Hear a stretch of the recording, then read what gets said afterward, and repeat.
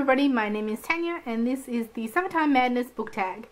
So this tag was created by Jack over at Jack Eats Books and I was tagged by Patty at I Smell Books. Links to both their videos in the description. There is a certain irony in doing the Summertime Madness tag when it's winter in Australia, but nevertheless I want to join in.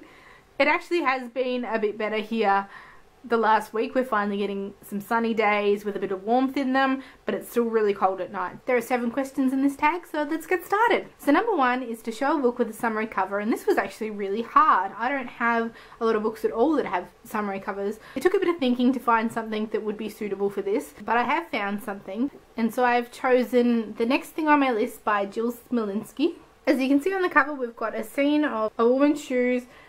She's sitting on a beach chair. We've got the ocean in the background. So, very summery. This is actually something that I purchased several years ago now and I've kind of lost interest in. This is in a genre that I don't usually read all that much of. It's a kind of contemporary chick lit. Basically the premise is that the main character gives a lift to another woman and they have an accident, and in the accident the passenger dies, and she finds in her handbag after the accident that there's a list of 20 things she wants to do by her 25th birthday. And so the main character decides that she's going to take the list and she's going to complete it herself. So if anybody out there has actually read this and has anything good to say about it, please let me know in the comments. Number 2 is to pick one fictional place that would be the perfect destination for your summer vacation. And for this I've decided to go with the Shire from The Lord of the Rings and from The Hobbit.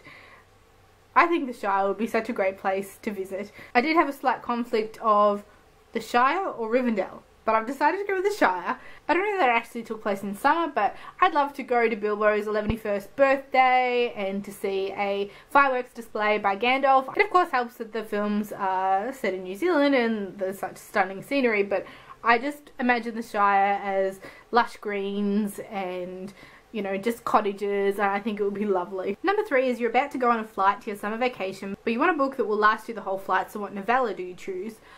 I'm choosing a novella, but to start with I'm going to preface this with I live in Australia, so a novella is not going to last a flight to anywhere, not even another place in Australia.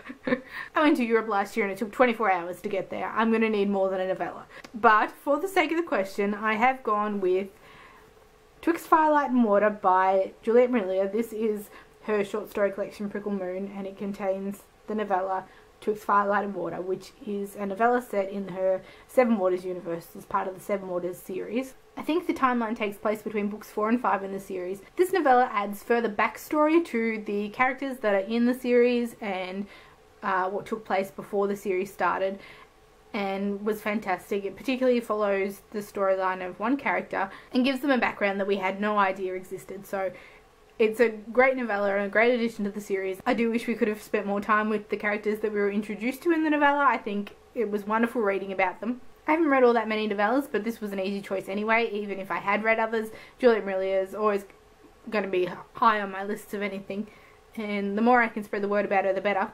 Number 4 is you have a case of the summertime sadness. What happy book do you pick up to shine a smile on your face? Why on earth do I have this sticker on it? And for this I have chosen The Guernsey Literary and Potato Peel Pie Society by Mary Ann Schaefer. I didn't actually read this, I listened to the audiobook of this, and I spent the entire commute that I had listening to this with the goofiest grin on my face. I swear I just would have been driving down the road with the sappiest smile. It was just a really sweet book. The audiobook I listened to was excellent. It had, I think, 4 narrators to cover. This is a book that's largely written in letter form, and so we had a number of different narrators to do the storylines of the different letter writers, and I think this is what started my love of the audiobook narrator John Lee. He has a couple of perspectives in this. He voices Dorsey and his voice is so perfect for audiobooks. I've listened to quite a few by him now. This kind of accent, I've had him doing an Irish accent, I've had him doing an Indian accent. I've listened to a couple of books narrated by him set in India, and he's just fantastic. So this book was just such a pleasure read, and I definitely couldn't get the smile off my face when I was listening to it. Number 5 is you're sitting on the beach alone. What fictional character would be your beach babe? And it's funny because my favourite male character in fiction at the moment is probably the least person that I can imagine on a beach, but I've gone with it, and so I've chosen Phelan from the Brede Chronicles by Juliet Marillier, another Juliet Marillier. This is the third book in the series, The Well of Shades, and I honestly could not see him on a beach. Julia Amelia writes historical fantasy, so this is a series that's set in a historical version of Scotland, set during the reign of a real king in that time, but obviously based off a lot of folklore and myth. Phelan's an Irishman who is an assassin and spy.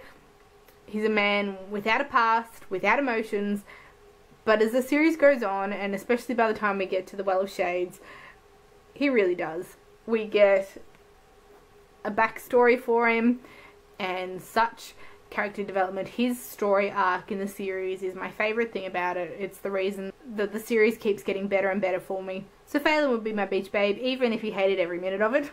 Number 6 is to match your ice cream, you want an icy cool sidekick. Which fictional sidekick do you choose?